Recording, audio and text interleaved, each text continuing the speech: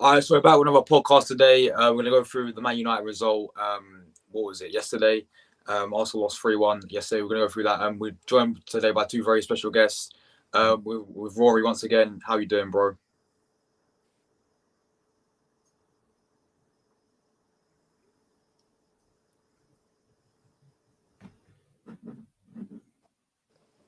Can you hear me, mate?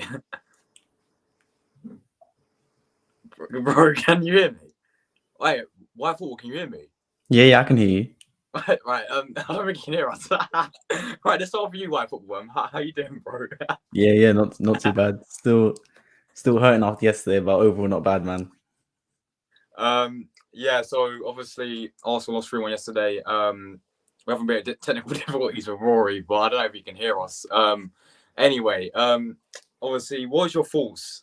Starting off for you, what's your thoughts on the game yesterday when we lost 3-1 to Man United? You know what, man? It's now I've had a day to reflect. I was worse yesterday, I think. Today, when I actually look back at it and I think, look, we've played 6 games. We've played a tough away game and we have lost. But to look at it, for those games, right, for that whole match, I actually think 2/3 of it to 70 to 80%, we actually dominated. Yeah, And I I agree. think in terms of pure football quality, apart from maybe Man City, we definitely played some of the best football I've seen in this league so far this season. In terms of just like the fluidity, the liquidity. Like if we play like that, we will win football matches and we will win in entertaining fashion. United did what I expect them to do a lot in these games, and especially what Tottenham will do as well. It's actually why I'm scared of Tottenham, because they just counter-attacked with pace and quality, defended deep and then Yeah. counter-attacked, and our transition defense was not good enough, basically. We can all talk about the VAR decision, and I think it did factor in because for me, it was never a foul. When you've got a referee 2 meters away deciding it's not a foul, but then when he looks at a monitor about 17 times, then says it is a foul, like what's come to the game then at that point. But yeah, that of course impacted us. I do think if that goal went in with Martinelli, I do think we run away with this game comfortably, because at that point, after Martinelli scored, it was all us. It was one-way traffic. And if it was already 1-0, I think we could have made it 2 or 3. United were living off the fact that they never went behind in this game and never had to chase the game. Because they never had to chase the game, they could put men behind the ball and counter-attack us. Whereas I think if they had to chase us, we could have picked them off with our counter-attack. And I think our quality up front is actually better than United's quality up front, man for man.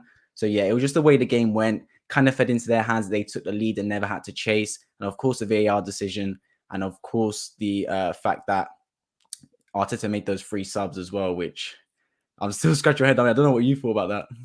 Mate, I thought the only one that was actually good, yeah, was Vieira when he came on. I Yeah, think yeah. he done all right, but the rest, I was like, all right, let's talk about the VAR incident for starters. What did you make Okay, of yeah. it? Did you think it was a foul initially, and like, what's your When I thoughts saw when? Yeah, what's your thoughts on it? so when I saw it live at the time, I didn't think that was a foul whatsoever.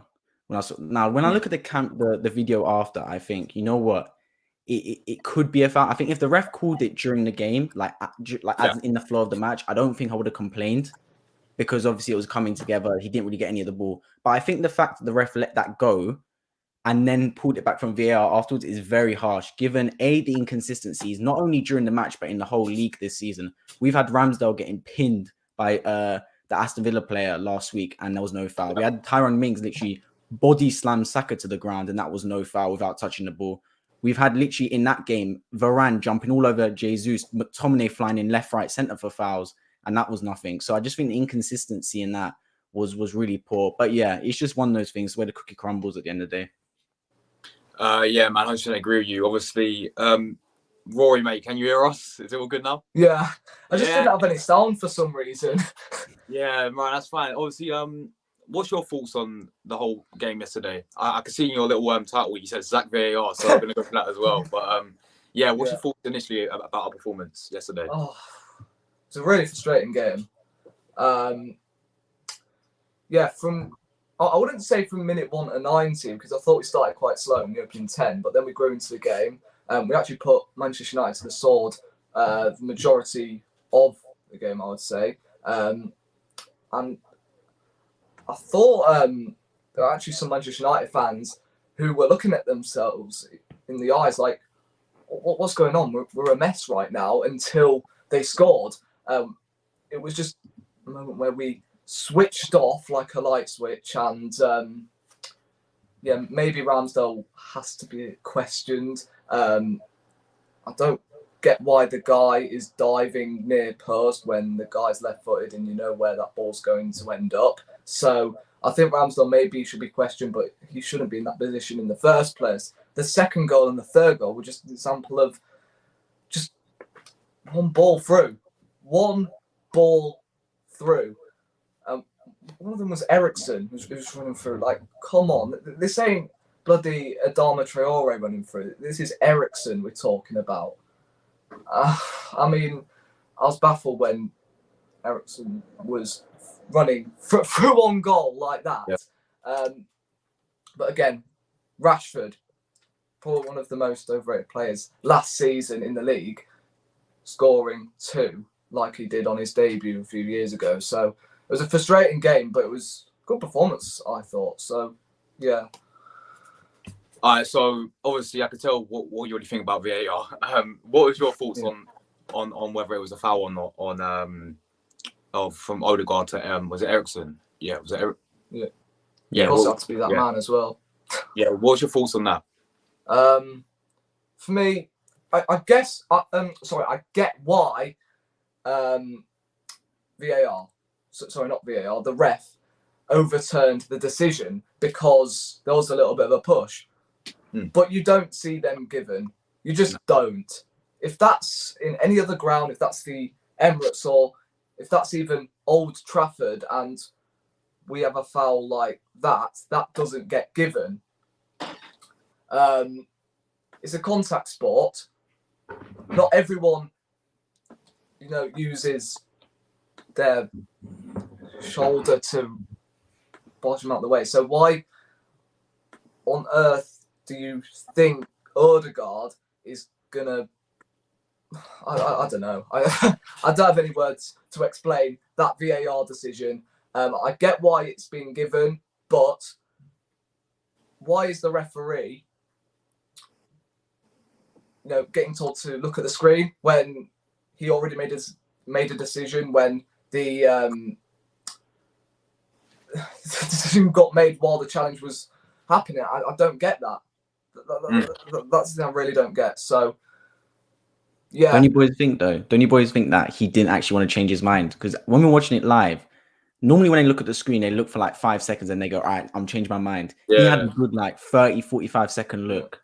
And I think he just got peer pressured by the ground and the 75,000 people in there, because he was fully looking for a good 45 seconds to a minute and then just thought, you know what, let's just change it. See, because 75,000 people hating him. Exactly, man. You know what it is with VAR as well? I'm pretty sure the law of it is it's got to be clear and obvious in it, something like that. Yeah. And for me, that wasn't really clear and obvious. I don't know what you guys think about that, but it was soft. Come on, it wasn't a really mad challenge from Odegaard. It was like you see why it got given, but it's a bit harsh on us. And I want to ask you this about football. Do you think that if I know we can't really say it now, but if Martinelli, if that would have stood, do you think we would have ended up winning the game, being 1-0 up?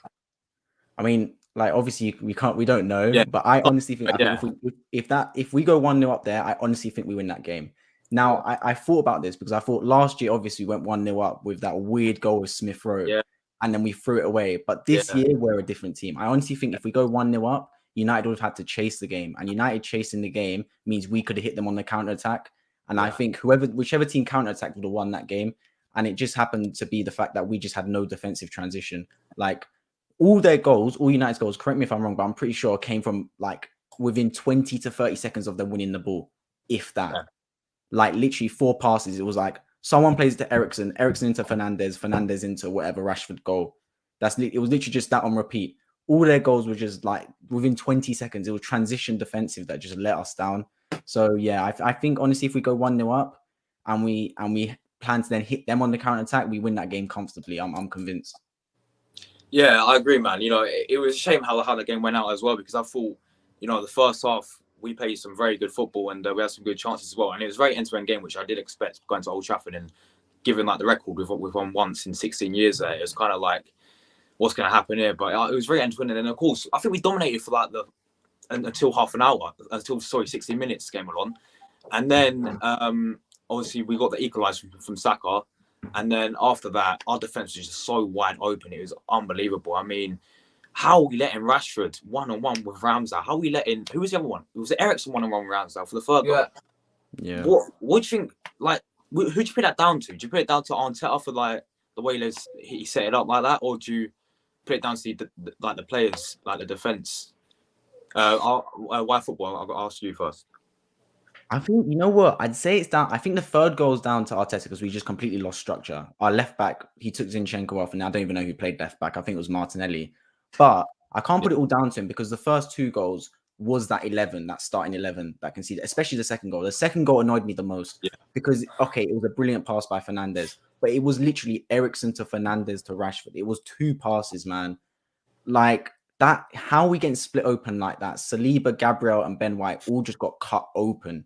That if that was Haaland that scored that, I would have said, you know what, like it's Haaland. But come on, man, it's Rashford. As we said, he's one of the most overrated players. Scored maybe 3 goals or 4 goals last season. Yeah, and we just let him score 2 yesterday. So I would say the third goal's down to Arteta because that was just, I don't know what he was doing, madness, just working at it. But the first 2, I can't really put it down to him because at the end of the day, right, that was the starting 11 on the pitch, and they just completely were at 6s and 7s whenever United got the ball. Yeah, man, and I don't know where Rory's gone. But anyway, yeah. So, Rory, you there, mate, or not? I don't mean to go on. Anyway, right. So we're gonna move on now. Anyway, I want to get your thoughts on the transfer window and your thoughts on how we never got. Well, we talk about getting Douglas Luiz, of course, because I've seen today that Smith Rowe got injured in a warm down. I don't know if you heard about that. We've got Elneny out. We've got Partey out. And we had to play Lokonga, who I didn't think had a great game yesterday, as well as Granit Xhaka, who I think has actually probably been our best midfielder this season, playing in like CDM. What's your thoughts on Arsenal's ends to the transfer window? Of course, we had a very good start to it, but end we signed nobody. What's your thoughts on that? Well, I think, to be honest, man, I think Lokonga yesterday, right, starting with him, I think on the ball yesterday, he was very good. Like, in terms, that's the best Lokonga can play on the ball. I think he was recycling possession. It's just off the ball. He just can't do what Partey can do. And the problem is, because we're always going to compare him to Partey, when he underperforms, like, it's just like, we're like, oh, we need Partey back. But that's probably the best Lokonga can do. And that's being really harsh but real at the same time. Like, I can't ask Lokonga to perform better than he did yesterday, because that's probably the best I've seen him play in an Arsenal shirt, which is sad. In terms of the window, I think we got let down because I honestly think, look, Man City, I know that they're the best team in this league. Liverpool had a massive drop-off. Tottenham obviously got better, but they're still not like untouchable. Man City have drawn 2 games this year, man. They lost points to Aston Villa, I know we won 2-1, but we wiped the floor of them. If we added 2 additions, you know what? I wish we just went all out for Zaha, man. Like, if we just got Zaha, because he's been playing so well this season and he's got 1 year left in his contract. If we just went all out for him, man, and just drop, you know what, 50 M's on him or something, 40 M's, and got another world-class winger, I think we would have had a better chance at this, man, like the league itself. Because now we're just a couple injuries away, especially with the window. I mean, with the World Cup, and it could go a bit south for us, I can't lie. Like, it's looking good with our full squad, but a few injuries, and yeah, like the drop-off is there. Yeah, man. Obviously, we're going to come back to Rory. First of all, before we move talking to you about the transfer window, what was your thoughts on our defending for the Man United game? It was poor. Knowing the defence we have seen from previous weeks, it was because we were playing such a high defensive line. That's why they were getting in behind us so many times. I wouldn't say so many times, but definitely for the goals. Saliba probably had one of his worst games for Arsenal, but he still had some like good moments, but wasn't great though, was it? It just was not great. I don't even think the midfield was that poor. But if you're asking me about the defence wasn't great, but it wasn't bad. It was just up to the goals. We just couldn't keep up. I mean, with the pace of Rashford, Antony, I think, has got a little bit of pace about him as well. Who played on the left? Sancho. He's got some pace as well. So, look, we just couldn't keep up with the pace of Manchester United. And that's what a lot of the other clubs, like, for example, Everton and Zurich at the weekend. I know we don't play Zurich at the weekend, but that's what Zurich will do on Thursday. They know they're not better than us, but they will counter-attack. The same with Everton. So, yeah, we just have to be wary of, these clubs, because they are going to come out. They're going to know that they're worse than us, and they're going to try and play counter-attack. So the defence wasn't great, but it wasn't like terrible, but the goals were just laughable.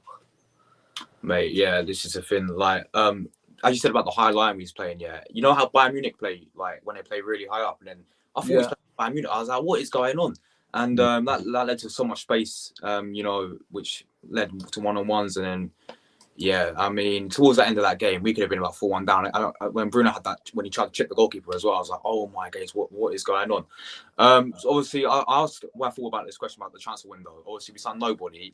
We signed, of course, 5 players at the start, but towards the end, we were talking getting Douglas Luiz, and that deal didn't go through. And so, what's your thoughts on that?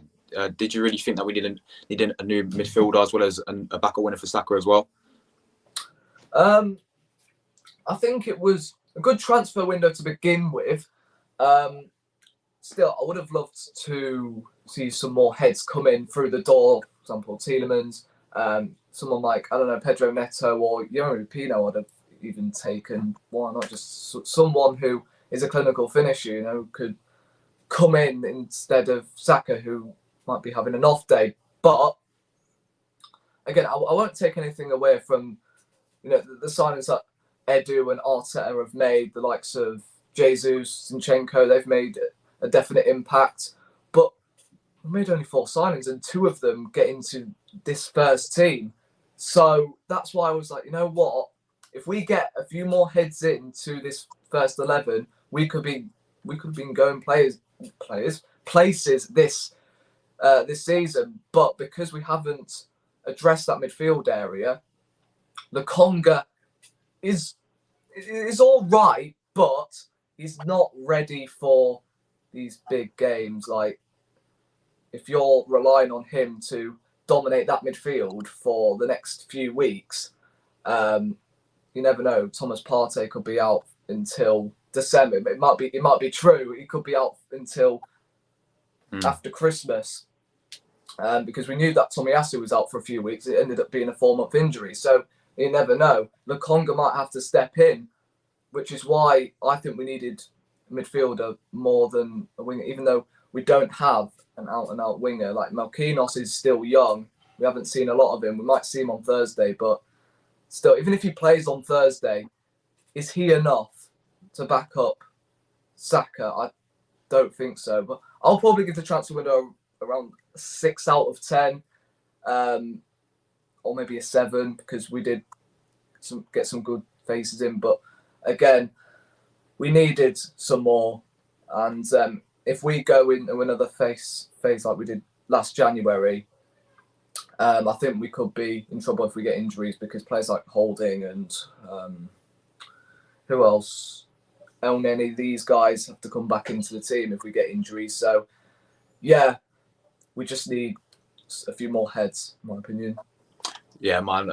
So you rate it a 7? You said 7 out of 10. I would say a 6.5.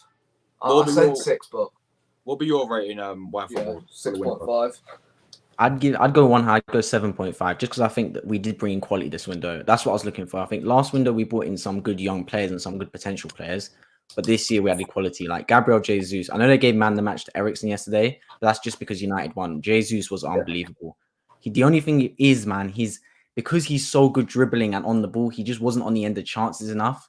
And I feel like if Jesus drops in to get that ball and dribble, we need Martinelli and Saka making inside runs to get in the box. But yeah, with that being said, I think Jesus was a level above, and he's just that top quality that we needed to add this squad. Like, I don't know about you lot, but for me, he's our best player. Like, if you ask me in the straw poll, who's Arsenal's best player, I'm voting Jesus ahead of Saka, Martinelli, Odegaard, etc. The finish for Jesus, number one, he's Premier League experience winner. He's won countless Premier League titles. Same as Zinchenko as well, to be fair. And the thing I love about Jesus, as a striker, I find him I know he's Brazilian, but he's so skillful. When was the last time we had a striker that was that skillful? Like, Aubameyang wasn't skillful. He was a goal scorer, and he knew how to get goals. Lacazette, just held the ball, like was just holding the ball up. Twerks on Yeah, defenders. Yeah, that was what Lacazette was doing. And then of course, I think the last player we had that skillful was Omri. I don't know anyone else. Like, was Van Persie like? I didn't really see much Nah. Van Persie. Yeah, Maybe He's- Alexis, but he's not a striker. Alexis, he was exactly. I said that yesterday, but Alexis was more of a winner, and that's what I'm saying. Like Jesus is like so skillful as well, which makes him so good. So yeah, it's I'm so happy that we got him done, and he's only for what 45 million as well. And you look at Liverpool, they signed Nunes for 80 million or something like that. Yeah, that's stinker. So yeah, it's really good. Obviously, I'll rate Windows 7 as well. I thought it was very good that we signed some Premier League experienced winners who definitely have elevated the squad as well. But we're going to move on now to the upcoming game on Thursday night. Europa League returns. That glorified competition that we've never won. But yeah, we're up against the Switzerland side away called Zurich. Don't know anything about them. To be honest, all I know is that they're from Switzerland. And for me, I would play a team that I'll give players like Marquinhos a go. I'll give Vieira a chance. I'll give players who don't really get a chance in Premier League. Eddie and Nketiah, yeah. So, why football? What's your thoughts going into this game against Zurich, and what would be your lineup as well? Well, I think first off, when I saw the draw, I was happy because I saw we weren't flying all over the place. Like Switzerland, that's basically next door. Like it's not a million miles away. It's not like we had Azerbaijan or anything. Yeah. Now the thing with Europa League is, I think, like you said, we can play a reserve team until basically I want to say the knockout stages, last 16 around. Now I actually think, now unpopular opinion, I think the Europa League can help us because last season, whenever we lost the game, we always lost the game afterwards, man. We always just had a hangover. Like I remember Palace, then we went to lose to Brighton, Southampton. Yeah. When we lost to United last season, we then went on to lose to Everton. Yeah, exactly. So I think that Europa League will be a circuit breaker for us. We'll have a different team out, but I think just a circuit breaker to break it up, break up a bit of league action, so we can just like have a recovery game kind of in a way, and then we can go into Everton. So I honestly think, I know we lost that game against United, but I think if we drop points against Everton, then that makes it a bad result. If we beat Everton now, we've won 6 and lost 1. Every Arsenal fan on this planet would take that in the first 7 games. 100%. So I think the Everton game on the weekend, I'm like the Europa League, I don't really care about, I'm gonna be honest, but that Everton game on the weekend, that will determine how I think the start of this season goes. If we win that, I won't even mention United game ever again. Like, that will just be, it is what it is. So I think the Europa League game's good circuit breaker, get some reserves in, let the squad have a bit of like a nice bounce back game, and then we can go into the league game with hopefully a win under our belt in midweek. Yeah, and also, what lineup would you play for the game against Zurich? So I'm not going to go through the whole thing, but I think Turner in goal, give him a game because I'm worried. When I saw Ramsdale picked up an injury against, Aston Villa, I was like, oh my God. Because I saw him in pre-season against, I think it was Nuremberg or something like that. I can't remember who it was, but he made a howler. He just let the ball in through his arms or something. So yeah, I'd put him in goal. I think Tomiyasu should get a run around. Obviously, I don't know who the other centre back is going to be other than Holding. But then obviously left back, give Tierney a run around. I'd still play a strong team. Don't get me wrong. I wouldn't play like the under 21s or anything. But just play all the players that haven't basically played all the Premier League games. So Nketiah can play. What's his face? I would say ESR, but he's out now, right? Vieira can play, etc. The only thing is the depth's looking a bit bad now because I think Nelson's out as well. So who's on the right wing?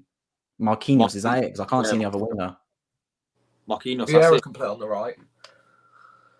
Yeah, but then who we got in the middle? Because Elneny and Finger out, and Lokonga just played in midweek. This is a thing. Because who we got, man? Because our CDM, we've got Xhaka, who's going to have to play every game at this football club at this rate. Yeah, and Lokonga. Yeah, we ain't got anyone else. Honestly, who else have we got? Like, be honest, because Elneny's injured, Partey's injured. Vieira. He's more like attackive. Yeah, Vieira's the only one because ESR got injured as well. Our only actual midfielder is Vieira. It's attacking and defensive. Oh, mate. I wouldn't even say he's a number 8. I'll say he's more of a centre attacking midfielder. Oh, no. We don't have like an out-and-out number 8, even though Xhaka has a new role, but nah.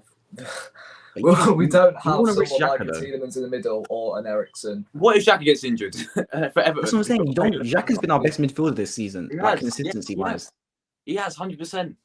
I'm not risking him against Zurich because I've never watched this team, man. But for all I know, they could be like Stoke City 0.2, like just breaking everyone's ankles. Exactly. Like, we don't know. We've never watched this team before in our life, so I don't want to risk him.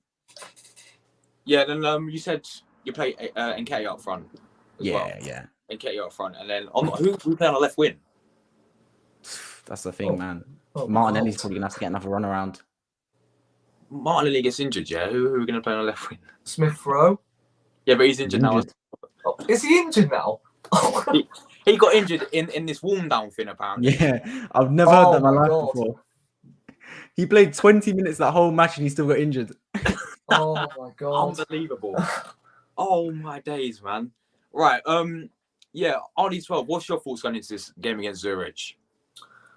Obviously, it's not good to underestimate some of these clubs. Don't forget, the last time we played a Europa League match in the group stages, like match day 1, we almost lost to, who was it, Rapid Vienna. We just managed to get over the line. Yeah. So, yeah, Zurich isn't a team to underestimate, but we still should be able to go to Switzerland and, you know, get the job over the line. I mean, this is what I mean. I think a winger, maybe even 2 wingers, would have been more ideal than a midfielder, but both of them are more important than each other. But I would say wingers have been more important in terms of Arsenal so far, because if you're saying Smith Rowe is injured for Thursday and we have literally no backup whatsoever for Saka except Marquinhos, but we were going to loan him out, weren't we? So, yeah, I don't want to play Martinelli because I don't want to risk him. But if we don't have anyone there, then who are we going to play? So it's as simple as that, really. We should be winning, but yeah. Thing is, if we start full strength team, and because of the injuries, players like, I don't know, Xhaka, Martinelli I've just mentioned, who else?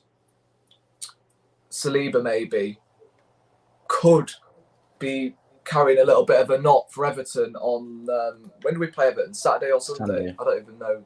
Sunday, because we're in Europa League, innit? So every Thursday we play. Monday. Thursday, Sunday. Oh God. I think we'll win against Zurich. I'm saying probably 3-0, something like that. Now this is the thing as well, right? I just remember the centre backs. We got rid of Murray, didn't we? I think so, yeah. So we literally will play. I think we'll play Rob Holding, but we're gonna have to play either Ben White, Gabriel, or Saliba again. So alongside Holding, this is a thing. We should have probably gone a backup centre back. It's pretty annoying. My lineup would be, obviously we've got to play. I'm gonna play Matt Turner in goal. Right back, I agree. I'll play Tomiyasu there. I think he needs to get some minutes. Centre backs, we have to play Rob Holding and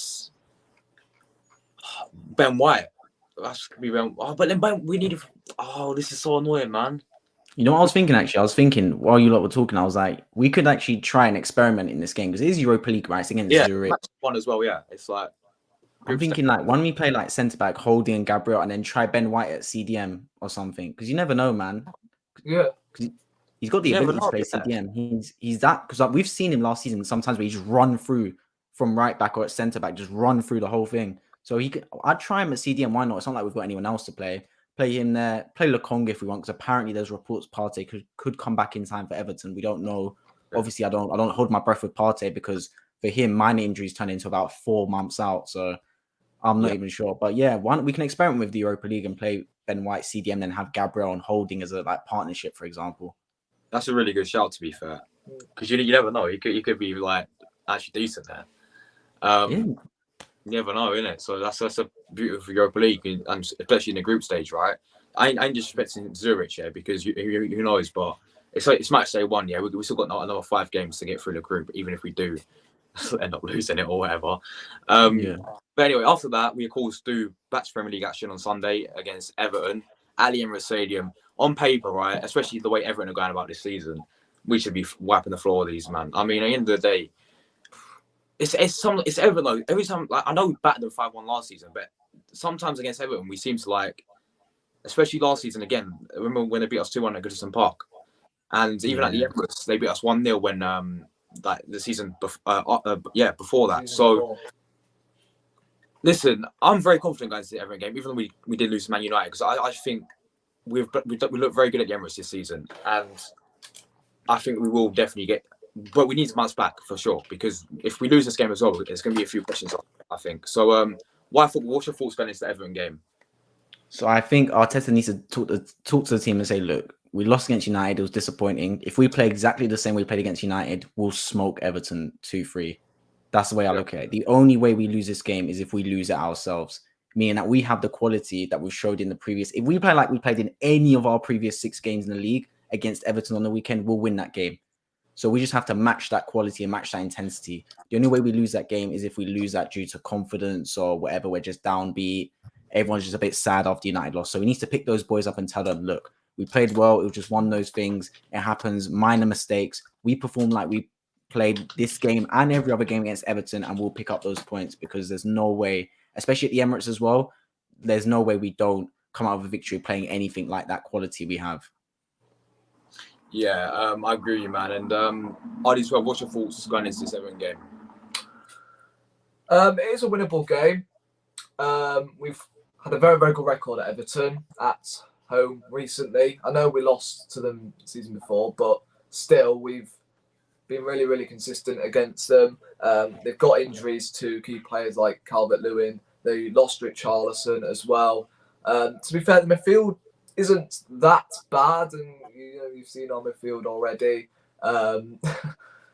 Xhaka and Lokonga, but again, I think Lokonga is more than good enough to dominate that Everton midfield. I mean, they're short in confidence right now. Have they won a game yet? I don't think they have won a game. They haven't won a game. They're facing us at the Emirates. So if we play like we did,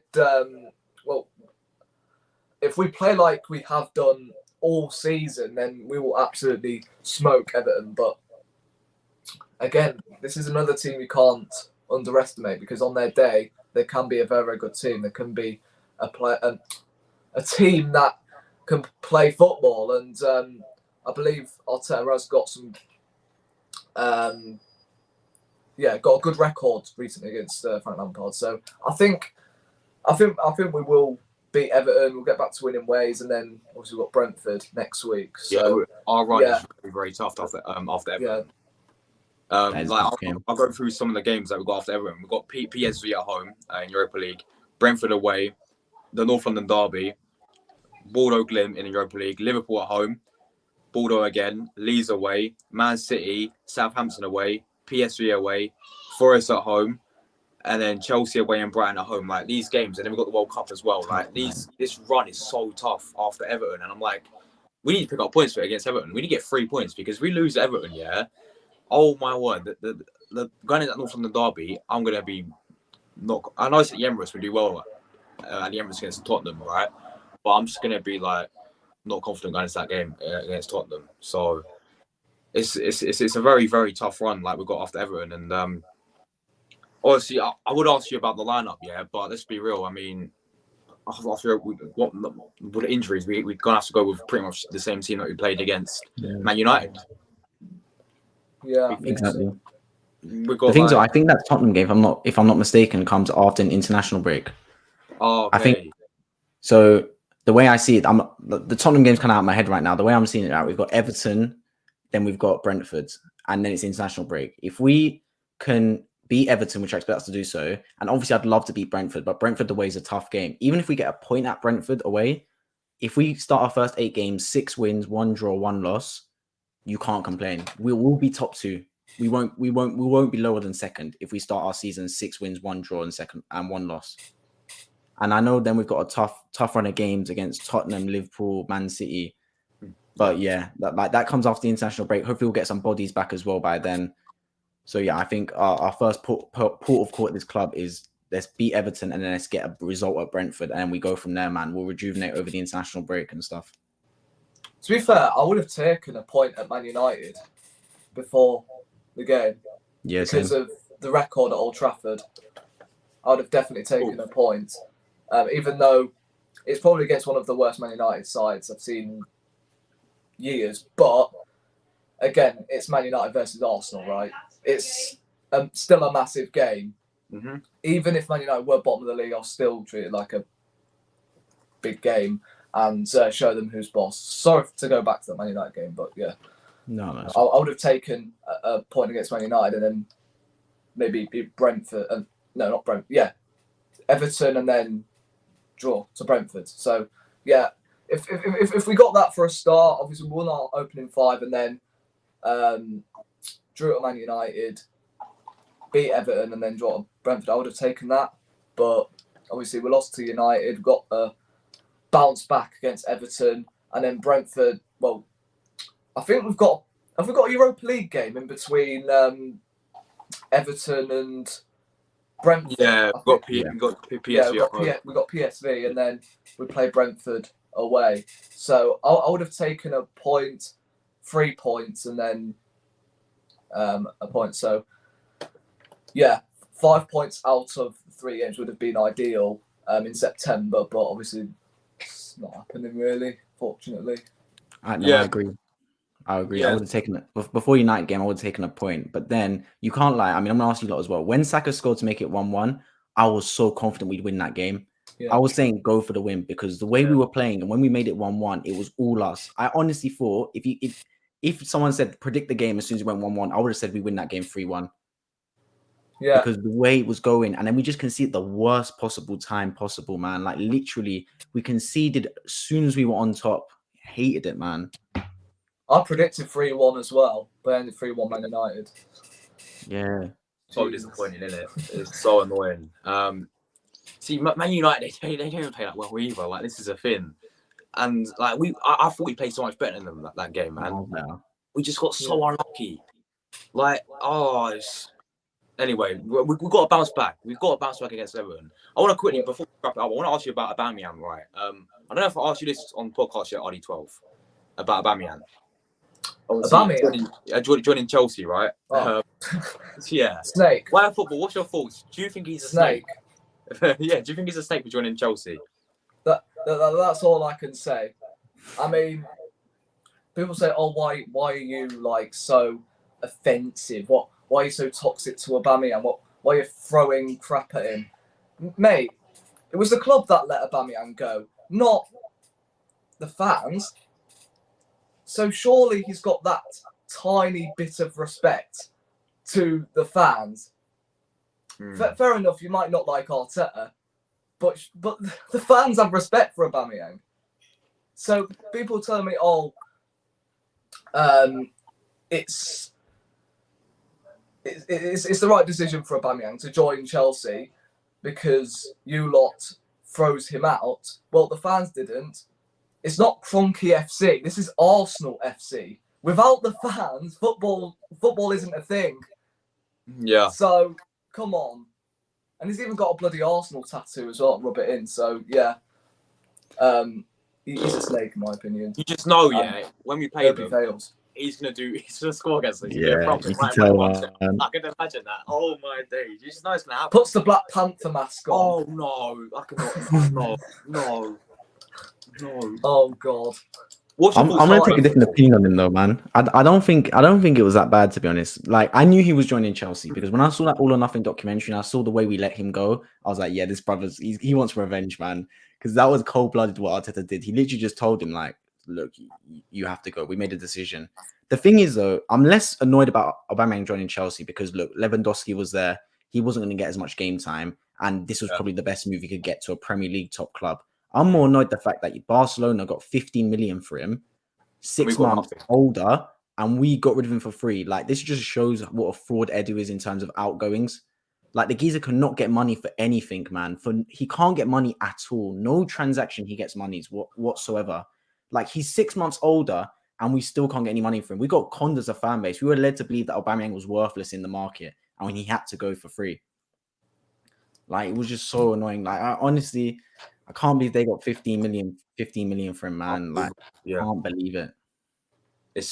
I just like, look, my thoughts on it, is I don't like, obviously, because you can't really say much because obviously he left Arsenal to join Barcelona. He didn't leave. It would have been worse if he left Arsenal to join Chelsea. That would have been, that's like Alexis Sanchez when he left to go to Man United. But he went to Barcelona. It's the same with, you know, what happens with Fabregas, right? He went to Barcelona first, and he went to Chelsea, and it was like, is what it is, you know.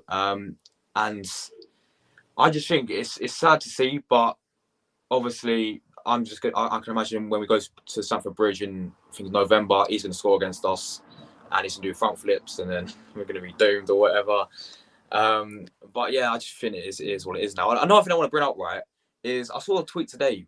It's about, you know, Nuno Tavares, who's absolutely ripping it up right now in Marseille.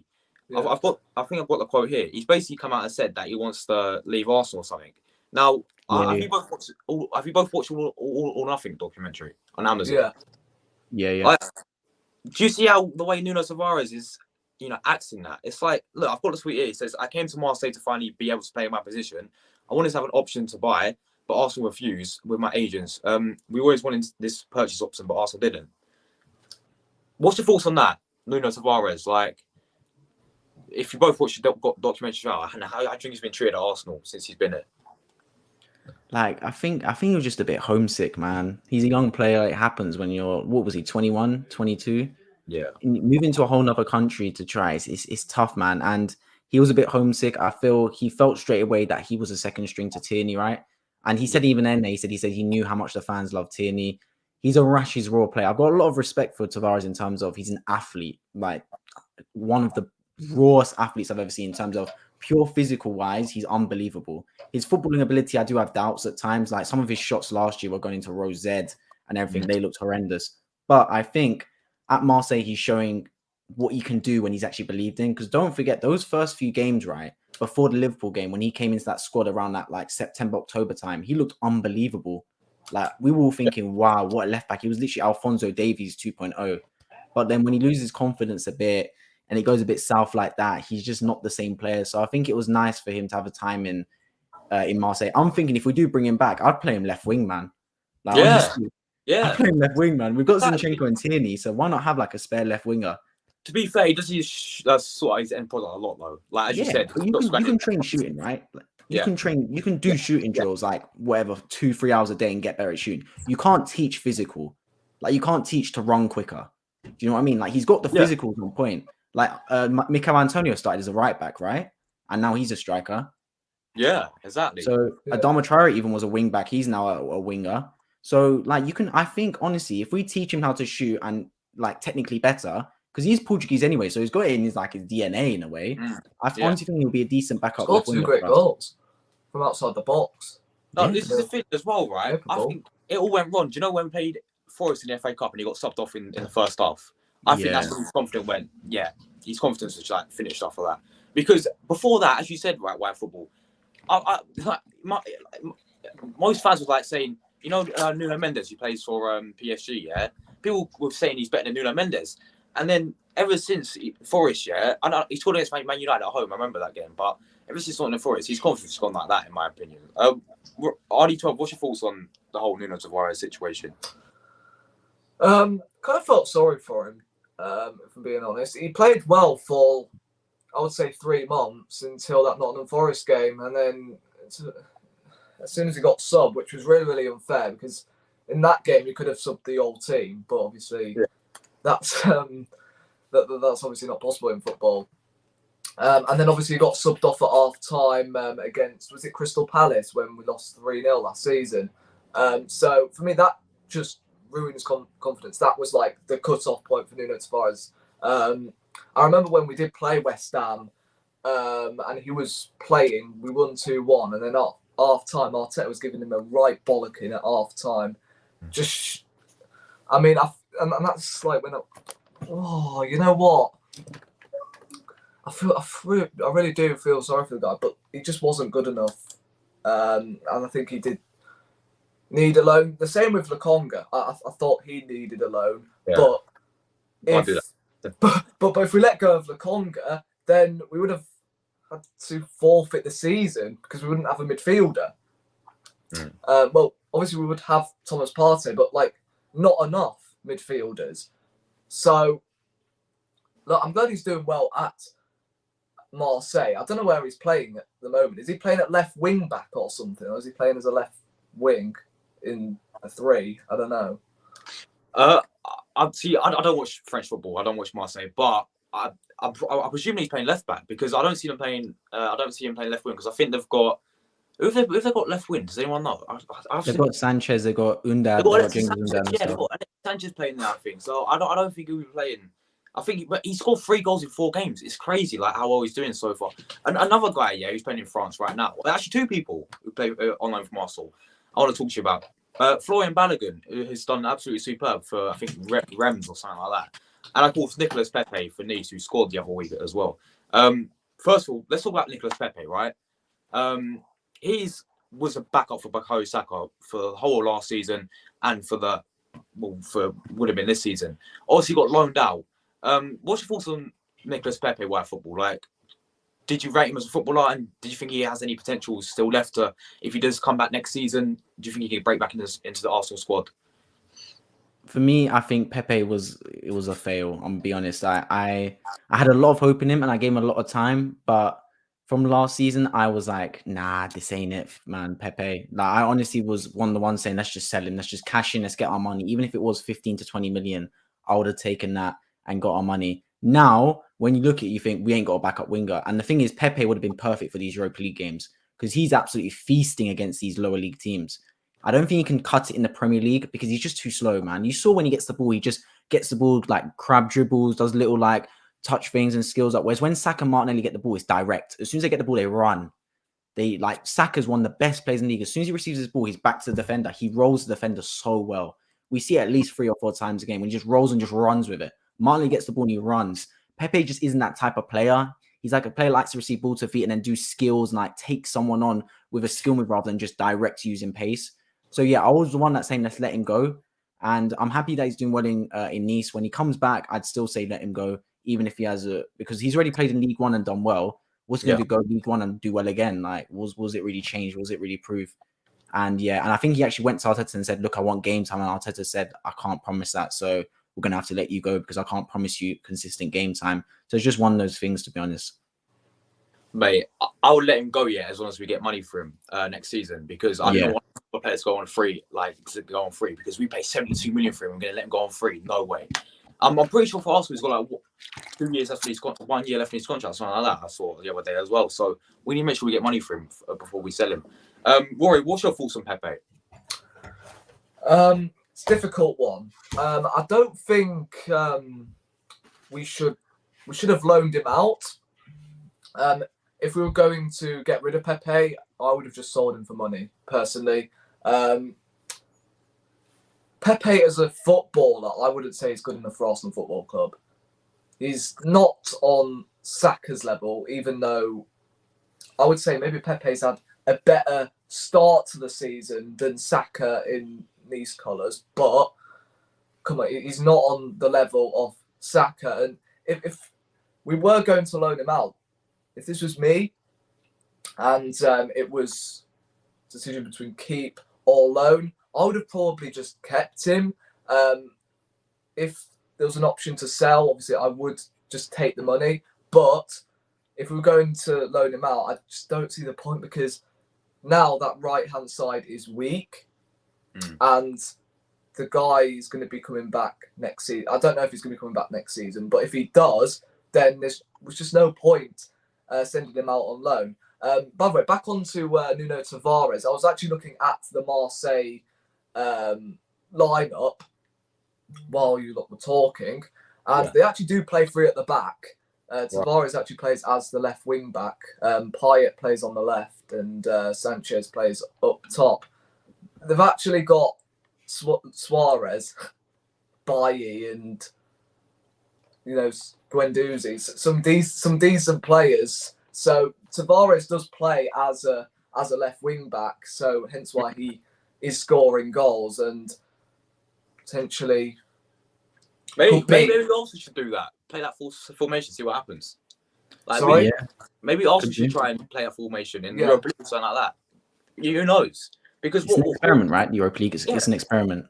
What formation are we currently playing right now? 4-3-3, I'd say I think. 4-3-3, right? 4-3-3.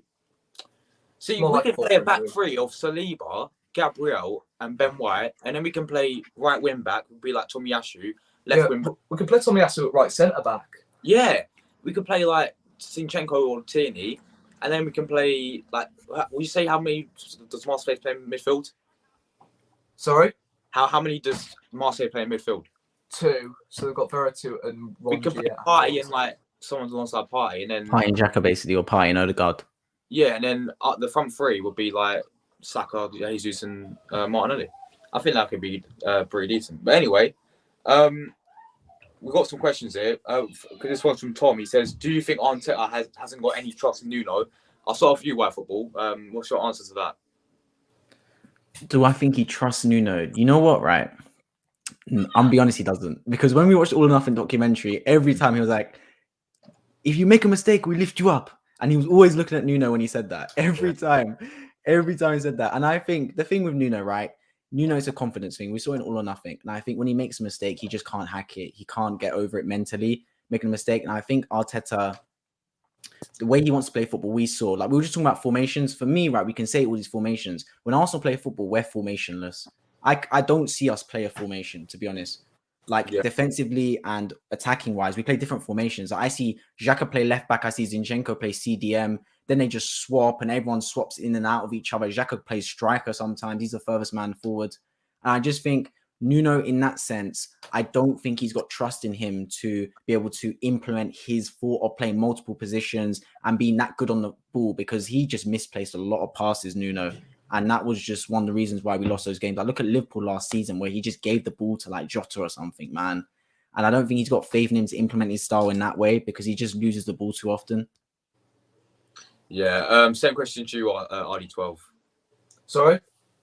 Same question to you. Like, do you think Arteta hasn't got any trust in Nuno? If he had trust in Nuno Tavares, obviously he wouldn't have brought in Zinchenko.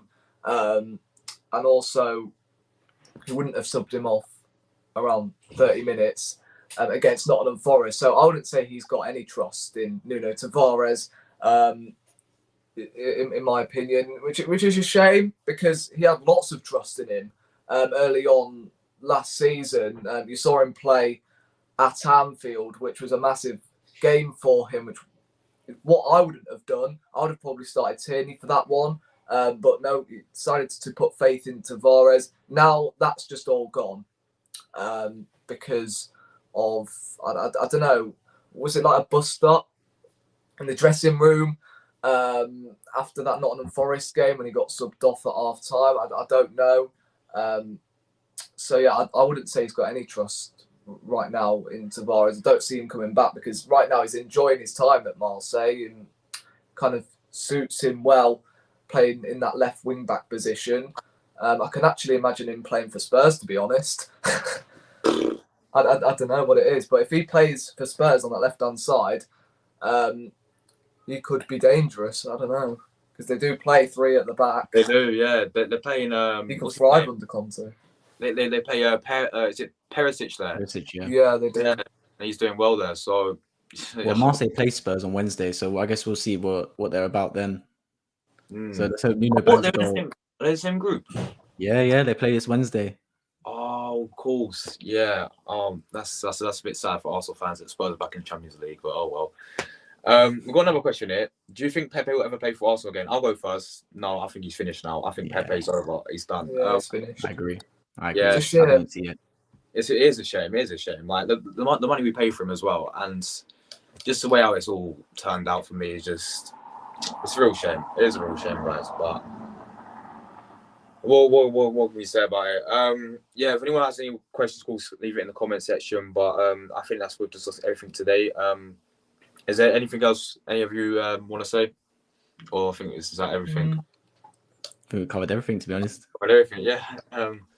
So yeah, if anyone has any more questions, we'll of course wrap it up. But yeah, of course, we have got Champions League tomorrow, innit? That's back Tuesday night, and then we've got Europa League as well. Arsenal, great, against Zurich away. But yeah, I think that's it for us, guys. So big fans to White Football. Of course, you can shout out your channel quick, mate, where they can find you and all that stuff, all the social medias and all that. Yeah. White Football on YouTube. Check it out, man. Yeah, he's got a great channel. I mean, I've seen your recent videos. They're absolutely flying right now as well. It's and you're almost like, how many subscribers you on? Just 912, 913. he is so close to 1K. Like, get into 1K now, guys. Yeah, if you can, just subscribe to me. If you haven't already, I think I've left it in the title, so all you got to do is click like the blue @ sign, and it will take you straight to his channel. Of course, RD12 as well. Regular to his channel. Of course, just shout your channel out and all that.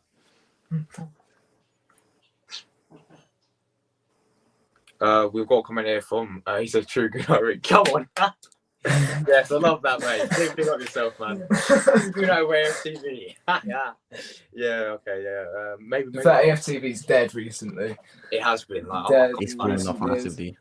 hey, I can't lie, it's been maybe one day we're gonna oversee it. I don't know. But yeah, anyway, big thanks for RD12 and Waffle coming on. Of course, they're always welcome.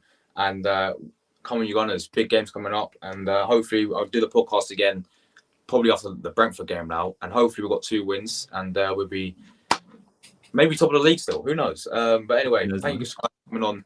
Smash that button, everyone, and we'll see you guys for another video soon. Appreciate it, guys. Appreciate it. Yeah.